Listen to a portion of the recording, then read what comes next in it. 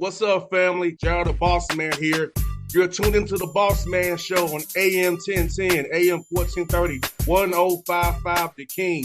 Let the King out at 105theking.com and the Bossman Show at bossmanshow.com. Hit me up on Instagram, The Bossman Show, Twitter at Bossman Show, and Facebook, Bossman Show. It's the Bossman on your radio. Listen to the Bossman Show with your host, JR, Saturdays at 9 a.m. right here on AM 1010, The King. What's up, good people?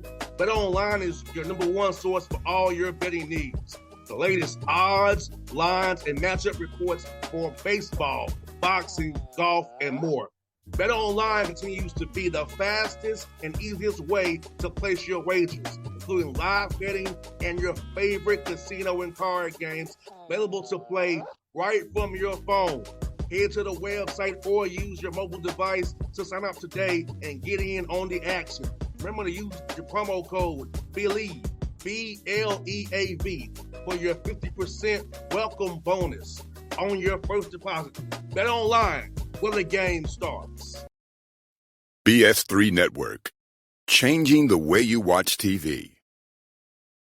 Yes, BS3 Network, changing the way you watch TV, covering content and hot topics from A to Z, sports, music, society and culture, movie reviews, you name it, we have it.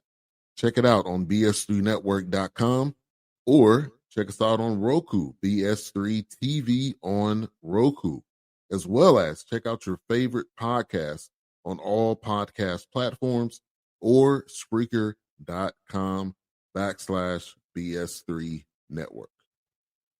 You are now tuned to BS3 Network.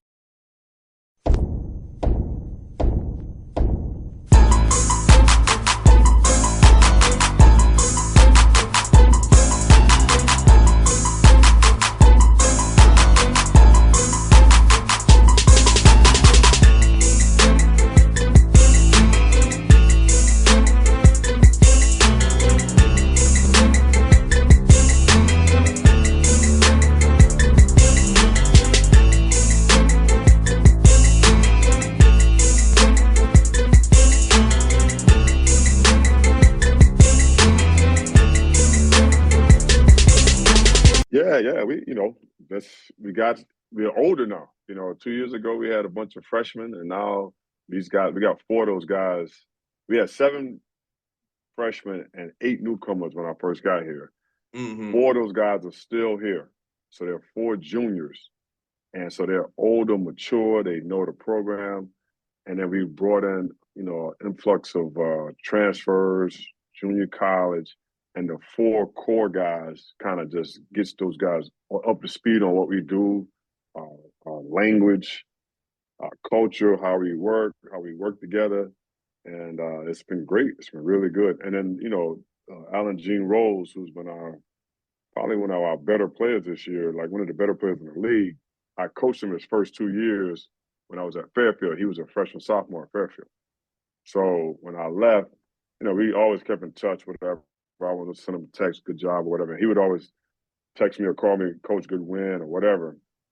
So he put his name in the portal, and he's leaving Fairfield, who was like, my second home, because the head coach at Fairfield at the time was my good friend of mine. So when he put his name in, I called, my old boss, and we talked or whatever. He said, yeah, he'd be great for you guys or whatever, and we ended up getting him, and he's been really, really, he's been good. He can score it inside, he can step outside and shoot, he can guard 1 through 4, sometimes even playing at a small ball 5. So it's been the transfers. He's been really, really good for us. And Coach, man, for you, man, seeing this growth from year 1 to get to year 3, like you said, having guys been in your system, and this crazy world of the portal NIL, man, retaining your own guys is a job in itself because they play really well. The high mid majors and the group of 5, they'll poach them. So about having to re-recruit your own guys and keep them happy all the time. That's what they don't get poached. Hey. You know what? That's really, really hard. And I'm sure it's hard for a lot of coaches to, like, you're always, you get on a guy too much, he's going to go to the portal. It's the nature of the beast. So what I tell our guys, I'm really upfront with them. I say, hey, you can talk to our guys on a team who's been here for 3 years. What you're gonna do, I'm gonna push you. The staff's gonna push you, but we play a really good brand of basketball. I'm a glass half full guy. I'm always always happy. Like sometimes the assistants always telling me, Pat, you got to go in there with a mean mug and be pissed off at them a little bit. And so part of our personality, the way we are as a group, as a staff and a group, is attractive. So very rarely, guys know if I'm getting on them because it's only going to help them. And that's how we've been able to keep guys. And obviously we lost 2 really key players from our first class. One kid, Andre Snoddy, was a double-double guy last year for us. He ended up leaving. And then Trenton McLaughlin left after the first year. He's a leading scorer for Northern Arizona right now. So those 2 guys really, really were big losses for us. But, the core guys, they're into it. And then the guys we brought in, once they get here, and I tell them, I said, we're not going to wow you with some great palatial facilities, or we're not flying on a first class or on a private jet. But what you're going to really like is the brand of basketball we play. We try to share the ball. We play hard defense. We share the ball. Everybody gets a touch. If you're open, we want you to shoot it. You don't have to look over your shoulder offensively. You can be aggressive. We tell these guys all those things. The only thing I want you to do is share it. If somebody's open, let's give up a good shot to get a great shot. Otherwise, play hard, and you're going to really like it here. And then socially in Connecticut, we're in the central part of the state. So we're an hour and 40 minutes from New York City, an hour 15 from Boston.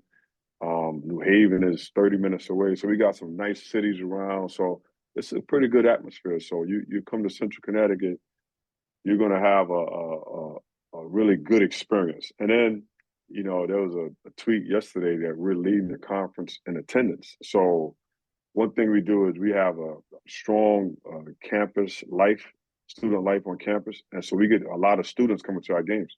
So, it's a great atmosphere playing here at home. And I think guys really appreciate that. They like that. So that's what's been happening. That's how we've been able to keep those guys and attract some of the transfer guys.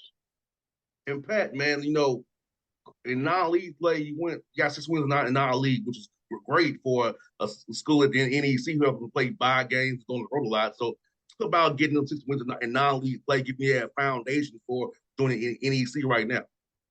Yeah, like the non-league, like you said, we're gonna play 3, 4 bye games a year. Everybody in our league is going to do that, and what happens, and it's been a process. It's just like you can see it slowly moving. So we played UMass, UConn, Rutgers, teams like that, and probably got our head beaten pretty good by those teams.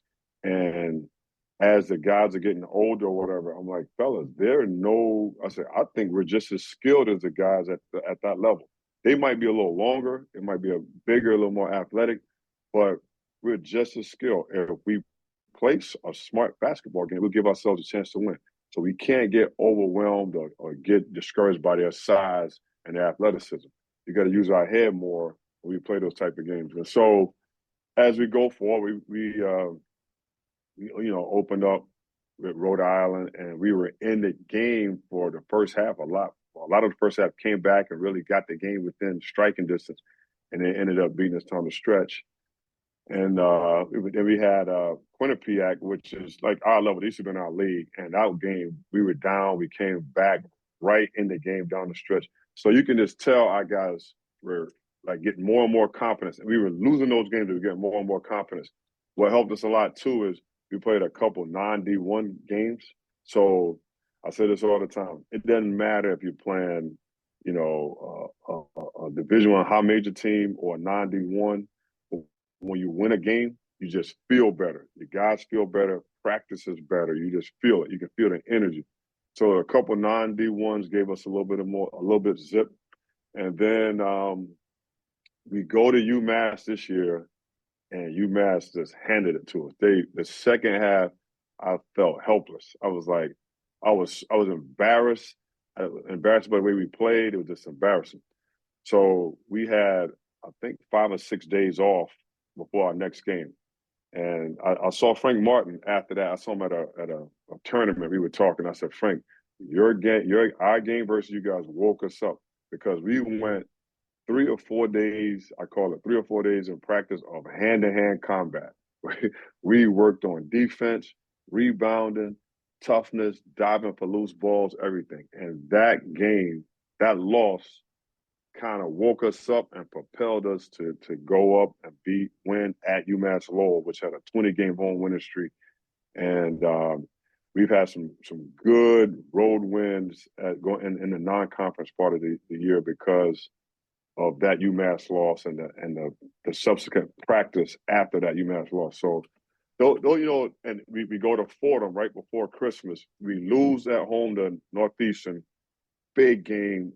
Up in the second half, they make some plays down the stretch. We lose the game. We have a day off, and we have to get on a bus, and we have a noon game versus Fordham at Fordham. And we go up to Fordham, and these guys went to work, and we were mad about the Northeastern game. Got to Fordham, and these guys played a great game. Our defense was really good. Fordham, they pressure you and they change defenses. Our offensively, we were really poised, made big-time decisions down the stretch, and we went on the road. And that really helped us in the non-conference. Gave us a lot of confidence. No doubt, man. Fordham was tough to play with over in the Bronx there, man. Keith Ergo is energy. He always got some energy, man. Keith is great, man.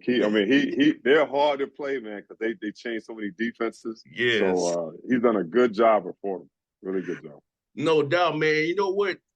You playing in them close games you played in, Pat, man, like, I feel like it's going to help you now in February and March because, you and I both know you really can't simulate late game scenarios and practice, like, with real speed, right? So you only do that by playing real games. So now you go back to the film and kind of evaluate, point out things where execute better, where you have open shot here or free throw block out here or diving on the floor here. So about that piece of it, man. Playing close games so you can get that experience down. So with February and March, when it really count, man, you already been there before. Right. Well, I'll talk about the UMass Lowell game and the Fordham game. Both of those games came right down to the wire, and the Northeastern game. Really, they all came down to the wire. We in 2 of those 3 games, we executed on the defensive end. So we got key stops, like you said, key box outs, loose balls, long rebounds. We were able to get stops in those games, and then we kind of, our point guard Jordan Jones is a guy he's a D2 transfer from South Carolina. We kind of found him, like he's from my hometown, and we found him, and we talk about it. What gives him? He has a little clutch gene about him. I said, what makes him so clutch? And the guys on our team right now have most of the time been role players. Most of the guys on the team have been role players. Jordan came from a D2 spot where he was the man. So UMass Lowell game, we get tied game, I think like maybe 18 seconds to go, we would have a silent out of bounds play. We run a play and we get the ball to Jordan. He makes a big time 3 to win the game for us. And then in the Fordham game, a couple of weeks later at Fordham, he takes over in the second half. He gets 18 points in the second half, just really control the game with his energy, his decision-making and shot-making. And so he's given us a guy, sort of like a go-to guy. Alan Jean Rose does a good job. We can give him the ball. He can get it in the post. Like I said, he can get open threes and rhythm. He can take people off the dribble. But, like, I think crunch time, Jordan Jones has been a guy that really just kind of steps up big. He's done it a lot at the D2 level. So he's comfortable having the ball in his hand and making a play or making decisions for us. So that's like you said, that's a big part for us. We just had a game at home versus Wagner. We were down 9 with 3:46 to go in the game, and our defense was tremendous. The last 3:46 to go, we come back and win the game in overtime. And again, Jordan Jones kind of made some big plays for us down the stretch to help us win that game. And Pat, man, so it does help. It does help in like you said, in January, February, March. No doubt, man. And having a guy who can score on all 50 levels of the floor, too, man, and get down here to be around 3 quarters, call that defense conflict, man. You know, we all know we want to call defense have conflict. What we're going to do, we're Right. going to close out hard, we're going to close shorter, what we're going to do, and we're going to get them in rotation and get some better shots. So having a guy who can call that conflict on all levels, man, very, very important, especially when you in a tournament game when it's close, second half. Right. Exactly. Yeah, we need that. We need some guys with that little ice water in their veins. No doubt, bro. And also, you're doing good on the glass too, man. And you and I both know, man, defending don't end until you get the rebound. So think about the rebounding the ball, getting the ball out of position, getting it out quick, man, getting on the go, and also offensively crashing gas with your front court, get second chances on that end of the floor too, my brother. Right. You know, so like 2 years ago when we got here, we were probably one of the worst teams in the league in rebounding, and we started doing box out drills every day. Even like a lot of teams might do them in the preseason or in the non-conference part, and they kind of back off during the season. And you know, we started it and we just kept going with it. So we do some type of box out drill 3-4 times a week in practice.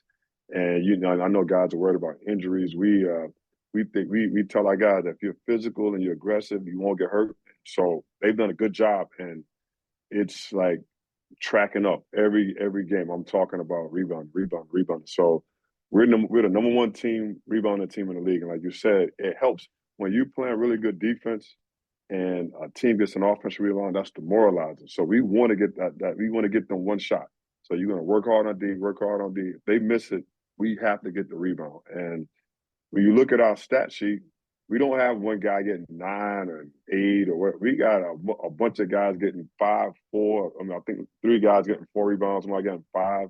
But it's a collective effort, a group effort, and that just tells you all these guys are really boxing out, get 2 hands on the ball. And then offensively, you know, I haven't really talked about Kellen Amos. Kellen Amos was our best player last year, and got off to a slow start shooting the ball, but now recently starting to tick up a little bit. And part of it is, I said, Kellen, you got to get a couple extra buckets going to the offensive glass. No, he's a 6'7" high flyer, so you know, we got a 4 and a 5 man, pretty big and pretty athletic. This guy's probably just more athletic than all of them. And now we get him consistently crashing. It gives us our third guy on the glass. So it does help when we get those offensive rebounds. And I always tell them, if you can put it right back, put it back in. If you don't have it, let's kick it out. Let's get it moving real quick, and let's see if we can get something quick. And the guys have done a good job of offensive rebound and defensive rebounding. You know, all together, even rebounding. We're the number one rebounding team in our league, which I'm proud of, and the guys are proud of it because we do some rebounding almost every day. Yeah, that's telling me y'all you tough as heck. You know that, brother. You tough as heck, man. Right. And also, man, you active defensively too, bro. Talk about being active defensively, man, getting those run outs, those steals, easy baskets. So on nights when you don't have jumpers going down, that defense Yeah. win the day for you, still win the game for you, my brother. Yeah. Getting it, you know, like you said. So like on the keys to the game, almost every game we play, we want to stop, get a rebound, and we want to push the ball. And we talk about changing sides of the floor with the ball in transition. It's really hard to guard because good teams are getting back. They're in transition. They're stopping the ball. We want that ball moving in transition because when we get the ball moving in transition, we're getting closeouts while guys are retreating back, and then we want to attack those closeouts. So, yeah, we try to get that ball up the court quick, cross the floor, attack closeouts, get into the paint. If we can shoot it in the paint, shoot it. If we don't have it, we're kicking it out, and we're getting our ball popping. So that's been really good for us, too. That's if you look at our numbers on Synergy, transition-wise, we're excellent. We're rated excellent in transition because we do a lot of good things in the transition part of it.